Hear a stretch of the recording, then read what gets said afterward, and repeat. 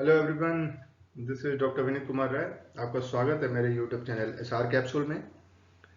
इस वीडियो में आपको बताने जा रहा हूँ pK of the drug and gastrointestinal pH ये कैसे अफेक्ट कर सकते हैं एब्जॉर्प्शन प्रोसेस को या वैलेबिलिटी को।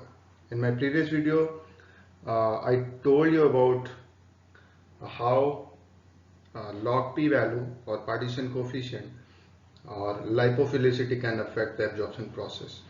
तो उसी के कंटिन्यूएशन में ये वीडियो है और यहाँ पे पीके और गैस्ट्रोइंटेस्टाइनल पीएच के बारे में बात की जाएगी।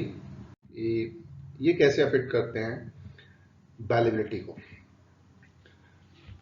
ड्रग पीके या फिर गैस्ट्रोइंटेस्टाइनल पीएच ये दोनों आपस में रिलेटेड है और एक साथ ही स्टडी किए जाते हैं। तो the amount of drug that exist in unionised form is based on un-ionised form में किसी ड्रग वो अमाउंट जो एग्जिस्ट करता है एब्जॉर्प्शन के लिए, और ऑब्वियसली अनआयनाइज्ड फॉर्म में ही होना चाहिए अगर वो एब्जॉर्ब हो रही है ड्रग। तो ये जनरलाइज कॉन्सेप्ट है। ठीक, the amount of drug that exist in unionised form is based on the dissociation constant of the drug. Dissociation constant क्या है ड्रग का उस पे, और pH of the fluid eight the absorption site. Absorption site पे यहाँ पे जो फ्लूइड है उसका पीएच क्या है, और साथ ही साथ ड्रग का डिसोसिएशन कांस्टेंट क्या है, उस पे डिपेंड करता है कि जो आपकी ड्रग है वो कितने अमाउंट में अनआयनाइज्ड फॉर्म में प्रेजेंट है for the effective absorption. Okay, तो डिसोसिएशन कांस्टेंट जितना ज्यादा होगा या कम होगा, ऑब्वियसली ये अफेक्ट करेगा आपके एब्जॉर्प्शन प्रोसेस को। तो कम होना चाहिए, ज्यादा होना चाहिए, या अभी देखते हैं। The dissociation constant of both acidic and basic drugs are expressed by pK value. ये आप ध्यान रखिएगा, पीके से ही डिनोट किया जाता है कि एसिडिक ड्रग का हो या फिर बेसिक ड्रग का। ठीक है, एसिडिक ड्रग के केस में लोअर पीके मीन्स स्ट्रॉन्गर एसिड, हायर पीके मीन्स वीक एसिड। ओके, तो लोअर पीके मीन्स स्ट्रॉन्गर एसिड और greater the proportion of ionised form eight particular pH.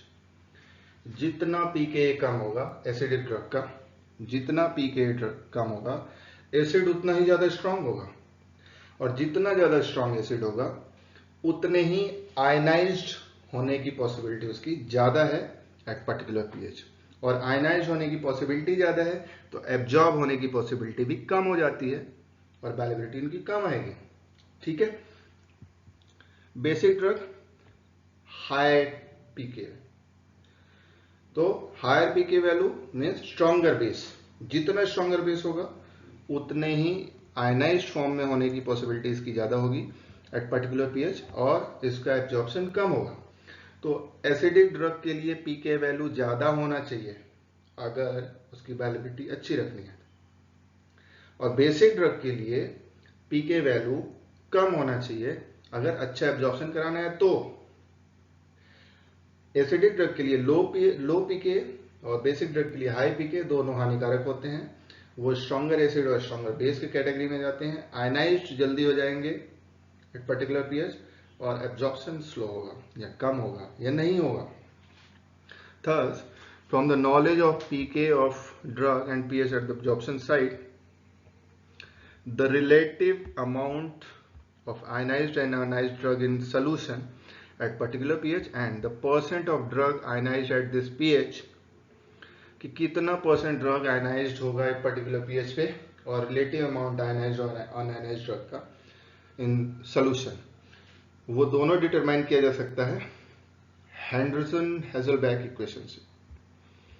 तो इस इक्वेशन से हम ऑलरेडी हम डी फॉर्म में इस इक्वेशन को बहुत डिटेल में पढ़े हुए हैं, फिर से पढ़ने जा रहे हैं। और इस इक्वेशन का क्या इंपॉर्टेंस है पीके डिटर्मिनेशन में, I let you know in this slide. Here for weak acid this Henderson Hasselbalch equation, pH is equal to pK for weak acid. This is for weak acid. pH equal to pK plus log ionized form of the drug upon unionized drug. Okay, so percent drug ionized अगर आपको निकालना है इस equation को simplify करके percent drug ionised, इसका derivatization पे मैं नहीं जा रहा है, ये काफ़ी डिटेल्ड है और किसी अदर वीडियो में मैं ट्राई करूंगा कि इसको और अच्छे से एक्सप्लेन कर पाऊँ। बट आफ्टर सिंप्लीफिकेशन ये इक्वेशन मिलती है, that is the percent drug ionised, percent drug ionised इस इक्वेशन से डिराइव करने के बाद is equal to 10 to the power pH minus pK upon 1 plus 10 to the power pH minus pK into 100. Okay, so this is the calculation for percent drug ionized. अब percent drug ionized हमें मिल गया, तो unionised form में कितनी है वो हमें पता चल जाएगा वीक एसिड के लिए, और अनआयनाइज्ड फॉर्म में कितनी है अगर वो पता चल गया तो ये भी पता चल जाएगा कि इसका एब्जॉर्प्शन उन्हीं अनआयनाइज्ड ड्रग का ही होना है। So for weak basis, pH equal to pK plus log unionized drug upon ionized drug, और इसको परसेंट ड्रग आयनाइज्ड में कन्वर्ट करें 10 to the power pK minus pH. Always remember for weak acid pK इधर होगा, pH इधर होगा, और for weak acid pH इधर होगा, pK इधर होगा. Okay, pH पहले आएगा. तो ये इक्वेशन याद करना थोड़ा सा इजी हो जाएगा, और percent drug ionised equal to this equation. And finally, when the concentration of ionized and unionized drug become equal, the second term of equation 1 and 2. अब यहाँ पे ionized form of the drug और unionized form of the drug की जो concentration अगर equal हो गया तो क्या होगा, यहाँ पे भी equal कर दो, यहाँ पे भी, तो ये दोनों वैल्यू तो 1 हो गई. अगर सपोज ये 50 हो गया, 50 हो गया, तो 50 50 1. तो pH is equal to pK plus log 1. log 1 मतलब 0. log 1 चेक करिए, चेक करके बताइए. Okay, log 1 is equal to 0. तो अगर ये टर्म दोनों इक्वल होते हैं तो log 1 0 हो गया, तो pH is equal to pK. इस केस में भी देखो, इस केस में अनआयनाइज्ड ड्रग और आयनाइज्ड ड्रग की कॉन्सेंट्रेशन इक्वल कर दो, दोनों इक्वल हो गए, तो यहाँ पे 1 आ गया, यहाँ 1 आ गया, तो log 1 की वैल्यू होल वैल्यू कितनी हो जाएगी 0, और log 1 इज इक्वल टू 0, तो pH is equal to pK. केवल हमें ये मिलने वाला, ये मिलने वाला बस, pH is equal to pK, क्योंकि ये whole term is reduces 0 and thus pH is equal to pK. ये हम फाइनली हमें मिलेगा. सो यहाँ पे फर्दर सिंप्लीफिकेशन इसका किया गया. The pK is a characteristic of the drug, log P is the characteristic of drug, solubility is the characteristic of drug. ये सारे पैरामीटर ड्रग की कैरेक्टरिस्टिक है. solubility भी इंट्रिंसिक solubility ड्रग की फिक्स रहती है, pK फिक्स रहेगा particular pH पे. If there is a membrane barrier that separate the aqueous solution of different pH, GI and plasma, then मतलब डिफरेंट सोल्यूशन को सेपरेट करता है ऐसा बैरियर है, इधर GI फ्लूइड है, इधर प्लाज्मा है. ठीक है. If there is a membrane barrier जो कि GI फ्लूइड को और प्लाज्मा को सेपरेट करता है, then the theoretical ratio of the drug concentration on either side of the membrane can given by. तो जो theoretical ratio है absorption साइड से और ब्लड सर्कुलेशन में, जो ड्रग का कॉन्सेंट्रेशन है बायोलॉजिकल मेम्ब्रेन के इधर और बायोलॉजिकल मेम्ब्रेन के इधर, एब्जॉर्ब होने से पहले, एब्जॉर्ब होने के बाद, उन दोनों के बीच में जो रेशियो है, बीच का रेशियो, उसको सोर एट ऑल के इक्वेशन से बताया गया है कि थ्योरेटिकल रेशियो कैसे कैलकुलेट करते हैं, आर कैसे कैलकुलेट करते हैं, आर ए कैसे कैलकुलेट करते हैं. आर ए क्या है फॉर वीक एसिड, इसी थ्योरेटिकल रेशियो को आर ए बोला गया है.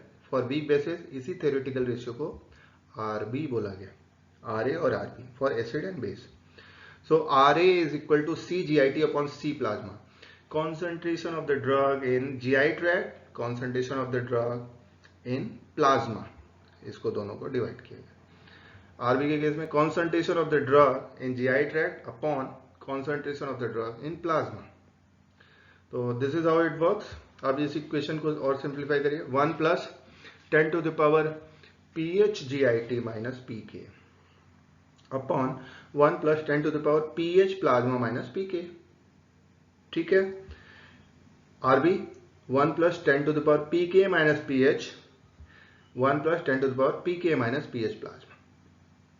ठीक, अब इस इक्वेशन को यूज करने के बाद by these equations one can calculate the relative amount of unionised and ionised form of the drug. अभी मैंने बताया था कि हेनड्रिसन हेज़ेलबैक इक्वेशन से यूज करके आप कैसे डिटरमाइन कर सकते हैं आयनाइज्ड और un-ionised form of the drug. और अब ये दूसरा डेरिवेशन आ गया, दूसरा इक्वेशन आ गया जिसको यूज करके आप ये बता सकते हैं कि कितनी ड्रग आयनाइज्ड हुई है, कितनी अनआयनाइज्ड, कितनी एब्जॉर्बेबल ड्रग है, कितनी नॉन एब्जॉर्बेबल ड्रग। जो भी un-ionised form of the drug है उसको एब्जॉर्बेबल ड्रग बोला जाता है, जो कि एब्जॉर्ब हो सकती है। जितनी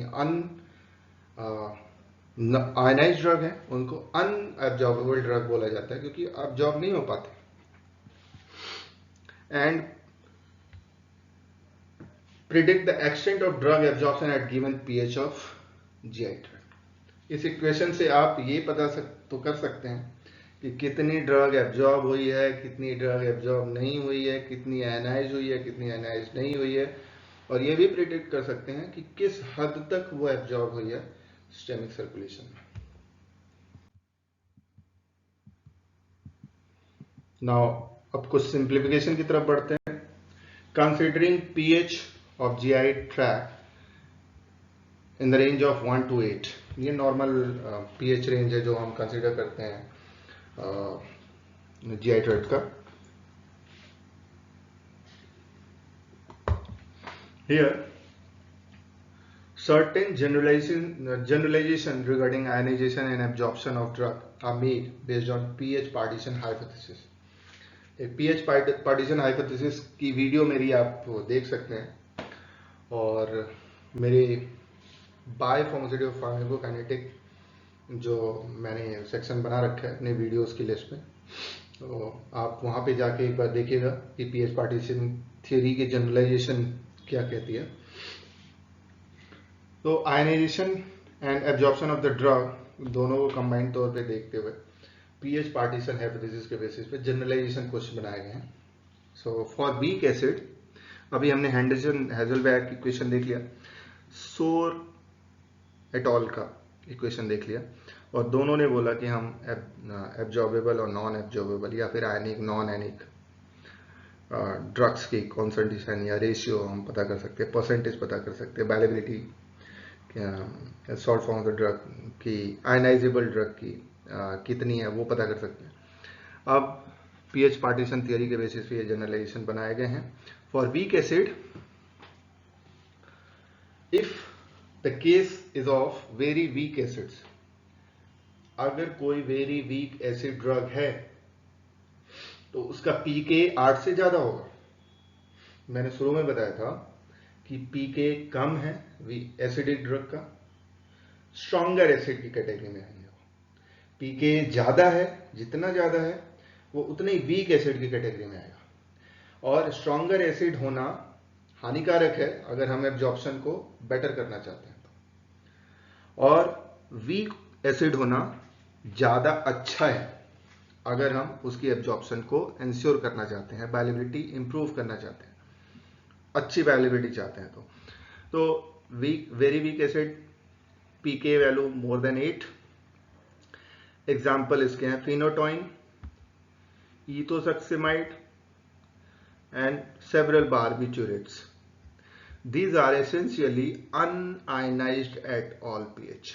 अगर वीक एसिड है तो ये मैक्सिमम पॉसिबिलिटी है कि ये entire length of gastrointestinal tract, pH 1 हो, 2 हो, 3, 4, 5, 6, 7, 8 कुछ भी हो, ये अनआयनाइज्ड फॉर्म में होंगे।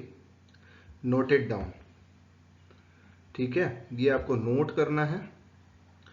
और वीक एसिडिक ड्रग है तो वो कुछ आयनाइज भी होती है, तब भी उस ड्रग का एब्जॉर्प्शन अच्छा होगा।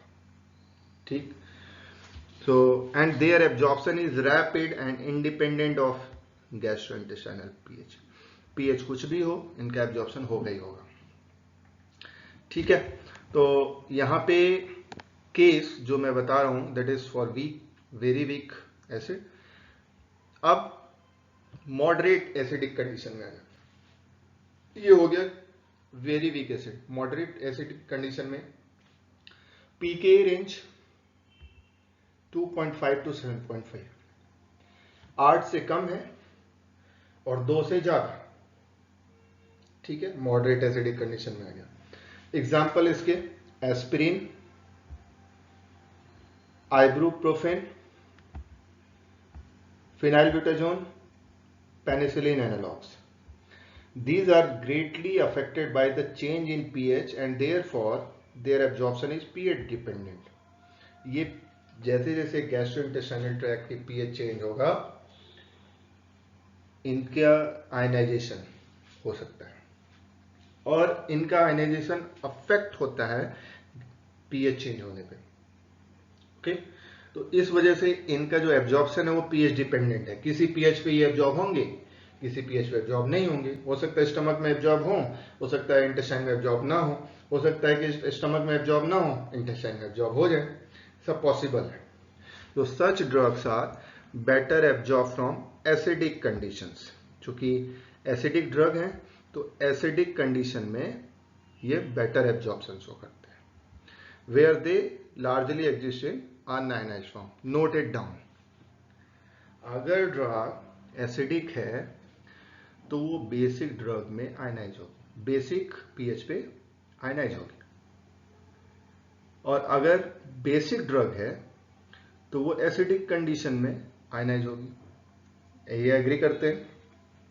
तो इसलिए अगर किसी ड्रग की वीक एसिड है और उसका पीके वैल्यू कम है, जो कि ज्यादा होना चाहिए था, पीके वैल्यू ज्यादा होगी तो वेरी वीक एसिड कैटेगरी में आ जाएगा, तो वो किसी भी पीएच पे एब्जॉर्ब हो सकता है। लेकिन मॉडरेट है तो उसका पीएच पीके वैल्यू मॉडरेट है तो वो कहीं ना कहीं पीएच से अफेक्ट होगा।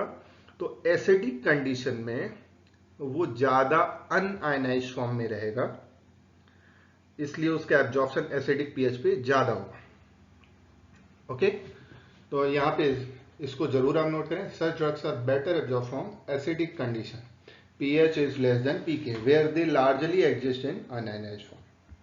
Stronger acid with pK less than 2.5. तीसरा case, third case stronger acid का है जहां पे पीके वैल्यू 2.5 से भी कम है। तो स्ट्रॉन्ग एसिड फट से ये क्या होंगे, आयनाइज हो जाएंगे। तो एग्जांपल क्या है, क्रोमोलाइन sodium. It is ionized in the entire pH range of gastrointestinal tract and therefore remain poorly absorbed. That's it. तो आपको पीके वैल्यू कहां से कहां तक, 2.5 से जितना ऊपर हो चलेगा। अगर एसिडिक ड्रग है तो उसकी बायोअवेलेबिलिटी अगर आप अच्छी देखना चाहते हैं तो उसकी पीके वैल्यू अगर 2.5 से अबव है, बेटर है। ओरल एब्जॉर्प्शन के लिए आप बढ़ सकते हैं, ओरल फॉर्मुलेशन डेवलप करो, कोई दिक्कत नहीं। अब बेसिक ड्रग का केस आता है। एसिडिक का मैंने बता दिया भाई साहब, आप 2.5 से कम मत होइएगा। एसिडिक ड्रग है तो उसका पीके वैल्यू 2.5 से अबव है, जितना अबव है बेटर है, एब्जॉर्प्शन उसका बहुत अच्छा होगा। उसकी फॉर्मुलेशन बनाओ, ओरल फॉर्मुलेशन, उसकी बायोअवेलेबिलिटी मस्त आएगी, बढ़िया। Now, for basic drug, if the drug is very weak basis, basic drug के बारे में बात हो रही है, मैं एसिडिक बोल दिया, सॉरी उसके लिए। पीके वैल्यू यहां पे वेरी वीक बेसिस का पीके वैल्यू 5 से कम है। एसिडिक के केस में क्या था, पीके वैल्यू जितना ज्यादा हो उतना अच्छा है, जितना ज्यादा अच्छा, 2.5 से ज्यादा। यहाँ पे पीके वैल्यू जितना कम हो उतना अच्छा है ड्रग की, वो उतने ही बेटर एब्जॉर्प्शन शो करेगा क्योंकि ये बेसिक ड्रग है। ठीक है, वेरी वीक बेसिस पीके लेस देन 5.0 यहाँ से स्टार्ट करते हैं। एग्जाम्पल कैफीन है, थियोफाइलिन है, डायजीपाम है, ऑक्सीजीपाम है, ये सारे एग्जाम्पल्स हैं। These are essentially unionised at all pH, unionised at all pH, पूरे रिएक्टर में कहीं पे भी ये आयनाइज नहीं होंगे। Therefore their absorption is rapid and pH dependent, pH independent. कोई भी पीएच हो भाई साहब, ये आयनाइज नहीं होंगे, और आयनाइज नहीं होंगे तो एब्जॉर्ब बेटर होंगे, वैलिबिलिटी मस्त आएगी। ओके, सो अब आते हैं bases with a pK range within 5 to 11। जैसा वहां पे मॉडरेट एसिड कैटेगरी में था 2.5 से 7.5, वो मॉडरेट एसिडिक कंडीशन में। यहाँ पे मॉडरेट बेसिक कंडीशन 5 to 11। इसके एग्जाम्पल्स हैं morphine, chloroquine, imipramine and amitriptyline. These are better absorbed from the relatively alkaline condition of the intestine। ये इंटेस्टाइन से बेटर एब्जॉर्ब होंगे क्योंकि वहां पे एल्कलाइन कंडीशन थोड़ी मेंटेन होती है। स्टमक से एब्जॉर्ब नहीं होंगे क्योंकि बेसिक ड्रग है और स्टमक एसिडिक है, ये तुरंत आयनाइज हो जाएंगे और आयनाइज होंगे, तो स्टमक से तो एब्जॉर्ब नहीं हो सकते। इनको एब्जॉर्ब कराना है तो आपको इंटेस्टाइन में भेजना पड़ेगा, और इंटेस्टाइन से भेजने के लिए क्या करते हैं, हम अप्रोच लेते हैं, क्या लेते हैं, एंटेरिक कोटिंग करते हैं। टैबलेट्स की या माइक्रोबीट्स की जो भी हम कैप्सूल में भरते हैं उनकी एंटेरिक कोटिंग की जाती है, और एंटेरिक कोटिंग क्या करता है, एसिडिक इन्वायरमेंट से बचाता है और बेसिक इन्वायरमेंट में ड्रग को खोल देता है, रिलीज कर देता है। ठीक है, तो ऐसे ड्रग को इंटेस्टाइन से एब्जॉर्ब करवाना दिमाग ध्यान में रखना, और आप फॉर्मुलेशन डेवलपमेंट में काम करोगे तो ये बहुत जरूरत पड़ेगी इसकी। ओके, सो स्ट्रॉन्गर बेसिस का केस है third case, stronger bases with pK more than 11। वहां पे stronger acidic, pK value less than 2.5, तो स्ट्रॉन्गर बेसिस का केस था। एग्जांपल्स मेक्कामाइलामीन एंड गुआनिथिडीन, ये दो ड्रग्स हैं। इसके एग्जांपल्स याद रखना, ये सारे एग्जांपल्स जो मैंने दिए, these are ionized in the entire pH range of gastrointestinal tract and therefore poorly absorbed। कहीं पे भी दे दो, स्टमक में दे दो, इंटेस्टाइन में, लार्ज स्मॉल कुछ भी, सीकम कोलम रेक्टम, कहीं पे भी आप दीजिए, ये एब्जॉर्ब नहीं होंगे क्योंकि आयनाइज हो जाएंगे। ओके, आई होप कि आपको ये कॉन्सेप्ट समझ में आ गया होगा। अब मैं आगे बढ़ता हूं, यहाँ पे कुछ एग्जांपल्स, इसको आप जरूर नोट करिए। फिनोबार्बिटॉल है, ये very weak acid condition, pK is less more than 8। Phenobarbital 8.1, hexobarbital 8.2, phenytoin 8.2, ethosuximide 9.3। यहाँ pK value more than 8, very weak acidic, unionised at all pH condition में बता चुका हूं, एब्जॉर्ब पूरे जीआई ट्रैक्ट से एब्जॉर्ब होंगे। ठीक, अच्छी वैलिबिलिटी आने की पॉसिबिलिटी है इन सारे ड्रग्स। अब आते हैं moderate weak acid, moderate acidic condition 2.5 to 7.5 pK value, cloxacillin, aspirin, ibuprofen, phenylbutazone, 2.7, 3.5, 4.4, 4.5, सारे 2.5 to 7.5 के बीच में है। Un-ionised in gastric pH, stomach में अनआयनाइज्ड होंगे, आयनाइज इंटेस्टाइन, इंटेस्टाइन में जाते हैं आयनाइज हो जाएंगे, तो कहां से एब्जॉर्ब कराओगे, कहां से, स्टमक से इनको एब्जॉर्ब कराना है। ठीक है, तो फिर स्ट्रॉन्गर एसिडिक कंडीशन में डाइसोडियम क्रोमोग्लाइकेट, इसका पीके वैल्यू 2.5 से कम है, स्ट्रॉन्गर एसिडिक कंडीशन है, और ये पूरे जीआई ट्रैक्ट से आयनाइज हो जाएगा, और इसी वजह से इसका एब्जॉर्प्शन बहुत कम होता है। ऐसे ही वीक बेसिस, पीके लेस देन 5, ये सारे एग्जाम्पल्स हैं। और इन एग्जांपल ये सारे पीएच पे अनआयनाइज्ड फॉर्म में होंगे, पूरे जीआई ट्रैक्ट से ये एब्जॉर्ब हो सकते हैं। Moderate weak bases pK 5 to 11, ionised at gastric pH पे आयनाइज होंगे, इंटेस्टाइन में आयनाइज नहीं होंगे, इस वजह से इनको इंटेस्टाइन से एब्जॉर्ब कराना, ठीक है। और फिर आप stronger basis ionised eight all pH condition और पुअरली एब्जॉर्ब, इनका जो पीके वैल्यू है 11 से ज़्यादा है। आई होप ये टेबल और आपके कॉन्सेप्ट को पुख्ता कर दिया होगा, और मेरे जो प्रीवियस वीडियोस हैं उसके रिस्पेक्ट में देखा है तो ये जो पर्टिकुलर डिस्कशन हो रहा है that is very interesting and very significant. Being a formulation scientist I know it very well कि ये कॉन्सेप्ट समझना सबके बस की बात नहीं है। ये कॉन्सेप्ट जो समझ गया, formulation development specially oral doses form develop करना उसके लिए बहुत आसान हो जाता है, क्योंकि ये पूरी केमिस्ट्री है। ओके, तो ये कॉन्सेप्ट को अच्छे से समझो, उसके बाद कोई भी फॉर्मुलेशन डेवलप करिए। ओके, और ये एग्जामिनेशन पॉइंट ऑफ व्यू से जब भी आप कोई कॉम्पिटिटिव एग्जाम दे रहे होते हैं या फिर आप कोई सेमेस्टर के एग्जाम दे रहे होते हैं तो उसके लिए भी बहुत इंपॉर्टेंट है। और आई होप ये मैं समझाने में आपको बहुत कामयाब हुआ, मैं ऐसा एक्सपेक्ट करता हूँ। तो कुछ चीज़ें और बच गई हैं, यहाँ पे कुछ एग्जांपल्स आप देखेंगे, थोड़ा कॉम्प्लिकेटेड हो सकता है आपके लिए क्योंकि मेरे लिए भी एक कॉम्प्लिकेटेड है। यहाँ पे स्टमक, ये इस मेम्ब्रेन से पहले ये स्टमक है, पूरा स्टमक एनवायरनमेंट, ये मेम्ब्रेन बैरियर प्लाज्मा, और ये इंटेस्टाइन।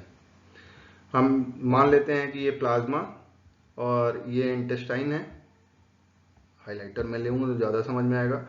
ये इंटेस्टाइन से प्लाज्मा में जाना और स्टमक से भी प्लाज्मा में जाना, ठीक है। तो इंटेस्टाइन से भी एब्जॉर्ब कराना है आपको और स्टमक से भी कराना है। तो मैंने क्या बोला था, एसिडिक ड्रग स्टमक से ज़्यादा बेटर एब्जॉर्ब होती है। अगर वेरी वीक एसिडिक है तो वो तो कहीं से भी एब्जॉर्ब हो जाएंगे, मॉडरेट है तो वो स्टमक से बेटर एब्जॉर्ब होंगे, और इंटेस्टाइन से अगर basic drug very weak basis है तो वो तो कहीं से भी एब्जॉर्ब हो जाएंगे, चाहे स्टमक हो चाहे इंटेस्टाइन हो। मॉडरेट बेसिक कंडीशन में है तो वो इंटेस्टाइन से एब्जॉर्ब होंगे। ओके, यहाँ पे उनका बेटर आएगा। अब वीक एसिड है, आइबुप्रोफेन वीक एसिड है, इसका पीके वैल्यू 4.4 है, यानी कि मॉडरेट एसिडिक कंडीशन में है।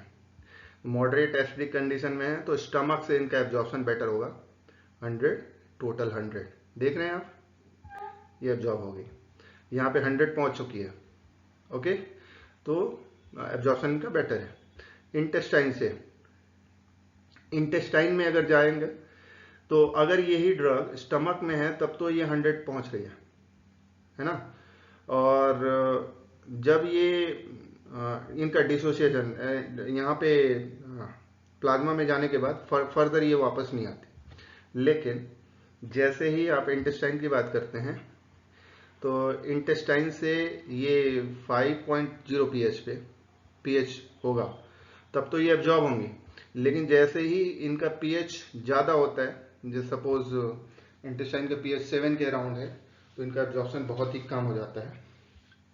ओके, तो वीक बेसिड नाइट्रोजिपम 3.2 इसका पीके वैल्यू, और वीक बेस है तो 5 से लेस, और एक हो गया 5 से 11, तो 5 से 11 की कैटेगरी में नहीं है, ये लेस देन 5 में है, तो ये वेरी वीक बेसिस हो गए, तो ये आराम से स्टमक से तो एब्जॉर्ब नहीं होंगे क्योंकि यहाँ पे कॉन्सेंट्रेशन ज़्यादा है। यहाँ पे आप देख सकते हैं, नहीं यहाँ पे आयनाइज्ड फॉर्म में ये कम है, अनआयनाइज्ड फॉर्म में ज़्यादा है, और यहाँ पे देख सकते हैं आयनाइजेशन ज़्यादा हो गया है स्टमक से, क्योंकि ये वीक बेसिस और 3.2 है तो इनका आयनाइजेशन स्टमक में ज़्यादा होगा और आयनाइजेशन इंटेस्टाइन में कम होगा। तो बेसिस को आप कहाँ से एब्जॉर्ब कराएंगे, इंटेस्टाइन से। तो आपको अनआयनाइज्ड फॉर्म में रखना है। तो 100 यहाँ पे है, यहाँ पे आयनाइज्ड फॉर्म में कम है, तो यहाँ से तो बेटर एब्जॉर्प्शन शो होगा। लेकिन यहाँ पे आप देख रहे हैं अनआयनाइज्ड फॉर्म में कम है, आयनाइज्ड फॉर्म में ज़्यादा हो गया, तो यहाँ से एब्जॉर्प्शन स्लो होगा, कम होगा।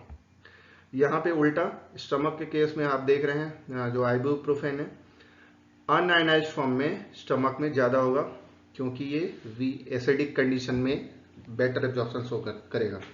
और आयनाइज्ड फॉर्म में कम है, आयनाइज्ड फॉर्म में कम है, अनआयनाइज्ड फॉर्म में ज़्यादा है, तो इसका एब्जॉर्प्शन बेटर होगा। इंटेस्टाइन में ये आयनाइज हो जाएगा, अनआयनाइज्ड फॉर्म में कम और आयनाइज्ड फॉर्म में ज़्यादा है, इसलिए इसका एब्जॉर्प्शन यहाँ से कम होगा। ये कॉन्सेप्ट इसलिए बताया गया है, ये डिसोसिएशन मतलब जैसे ही आप वीक एसिड को लेते हैं तो वो इंटेस्टाइन में जाएगा, डिसोसिएट होगा, आयंस बनाएगा, तो आप आयंस को ज़्यादा देख रहे हैं 398, और नॉन एनिक फॉर्म में 100 है। यहाँ पे देखेंगे नॉन एनिक फॉर्म 100 और आयनिक फॉर्म 0.13 उसके रिस्पेक्ट में, तो ऑब्वियसली इसका डिसोसिएशन स्टमक में कम और इंटेस्टाइन में ज़्यादा हो रहा है। That is what I am trying to say. So influence of pH on ionisation of the drug, ये दिखाता है। तो HA and BOH are concentration of unionized acid and base, HA और BOH, unionized acid and bases, ये BOH और HA। A minus और B plus are the concentration of ionized acid and base। A minus देखेंगे तो यहाँ कम है, B plus देखेंगे ज़्यादा है, तो ये आयनाइज्ड ड्रग को रिप्रेजेंट करता है। So finally here, beside the dissociation constant pK, total aqueous solubility of ionizable drug is an important factor in the passive absorption of drug. Dissociation constant ठीक है, उसके अलावा जो टोटल एक्वस सॉल्युबिलिटी है ionisable drug की, वो भी एक इम्पॉर्टेंट फैक्टर है। ड्रग आयनाइज हो रही है नहीं हो रही है, ये डिस्कशन चल रहा है, साथ ही साथ वो सॉल्युबलाइज हो रही है कि नहीं हो रही है, that is also very important. So it is defined as the sum of concentration of ionised and unionised drug in solution. ये सॉल्युबिलिटी को हम डिटरमाइन कैसे करते हैं, ये तीसरा कॉन्सेप्ट आ गया है यहाँ पे भाई साहब। पहले Henderson Hasselbalch equation, then Shore et al, then next one that is solubility based equation. चलो इसको भी देख लेते हैं। इसमें क्या है, सॉल्युबिलिटी बेस्ड इक्वेशन ये बताती है कि जो कॉन्सेंट्रेशन है आयनाइज्ड फॉर्म में और कॉन्सेंट्रेशन है अनआयनाइज्ड फॉर्म में ड्रग की सॉल्यूशन में, उन दोनों को सम कर दो, उन दोनों को जोड़ दीजिए, sum of concentration of the ionised and unionised drug in solution, तो हमें फाइनल सॉल्युबिलिटी मिल जाएगी। The solubility of unionised form of the drug is known as intrinsic solubility, SA और SB ऑफ द ड्रग। अगर acidic drug है तो acid से denote करेंगे, बेसिक ड्रग है तो SB से, ठीक। तो इंट्रिंसिक सॉल्युबिलिटी की बात नहीं हो रही, यहाँ पे कॉम्प्रिहेंसिव टोटल सॉल्युबिलिटी की बात हो रही है। तो total solubility ST, intrinsic solubility SA for acidic drug, total solubility ST and intrinsic solubility of basic drug SB. So total solubility of the drug is equal to the intrinsic solubility जो कि un-ionised form की है और ionised form में जो drug है वो उसकी सॉल्युबिलिटी, दोनों को जब प्लस कर दीजिएगा तो टोटल सॉल्युबिलिटी निकल के आएगी। ओके, तो यहाँ पे आप देखते हैं तो ST is equal to SA in bracket 1 + 10 to the power pH - pK। For weak bases ST is equal to SB 1 + 10 to the power pK - pH, equation 7 and 8। So pH solubility profile for a free acid and free bases of weakly acidic and basic drugs, यहाँ पे आप एक equation exist होता है, यहाँ पे आप देख सकते हैं सॉल्युबिलिटी और पीएच में एक कोरिलेशन दिखाने की कोशिश की गई है। सॉल्युबिलिटी फ्री एसिड, एसिड है और ये बेस है, ये एसिड है और ये बेस है। और एसिड के केस में जैसे जैसे आप एसिडिक, अभी यहाँ पे यहाँ तक तो एसिडिक पीएच ही चल रहा था ज़्यादातर। इस पे एक लाइन ड्रॉ करता हूँ मैं ताकि ये समझना आसान हो जाए। यहाँ तक सॉल्युबिलिटी इसकी इंक्रीज कर रही है, स्लाइटली धीरे धीरे इंक्रीज कर रही है जैसे हम pH 1 to 5 तक जाते हैं। ठीक है, this is for acidic drug. pH बढ़ाते जाओ, सॉल्युबिलिटी इसकी धीरे धीरे इंक्रीज कर रही है, और जैसे ही pH 5 के एवरेज जाते हैं इसकी सॉल्युबिलिटी एनॉर्मसली इंक्रीज करती है। इसका मतलब क्या हुआ, एसिडिक ड्रग तो है लेकिन हायर pH पे ये, हाँ आप सही समझ रहे हैं, हायर pH पे ये डिसोसिएट हो जाएगी, हायर pH पे आयनाइज हो जाएगी और इसी वजह से इसकी सॉल्युबिलिटी बढ़ जाएगी। ठीक है, टोटल सॉल्युबिलिटी कुछ और नजर आएगी। अब आते हैं बेसिक ड्रग। जैसे जैसे आप 5 pH तक आते हो, 1 to 5, इसकी सॉल्युबिलिटी बहुत तेजी से कम हो रही है। यहाँ पे मतलब ये सॉल्युबल ज़्यादा है, और जैसे ही ये बेसिक pH पे जाते हैं ये अनआयनाइज्ड फॉर्म में कन्वर्ट हो जाते हैं। इनकी सॉल्युबिलिटी, आयनाइज्ड फॉर्म की सॉल्युबिलिटी कम हो जाती है। ठीक है, तो आयनाइज्ड फॉर्म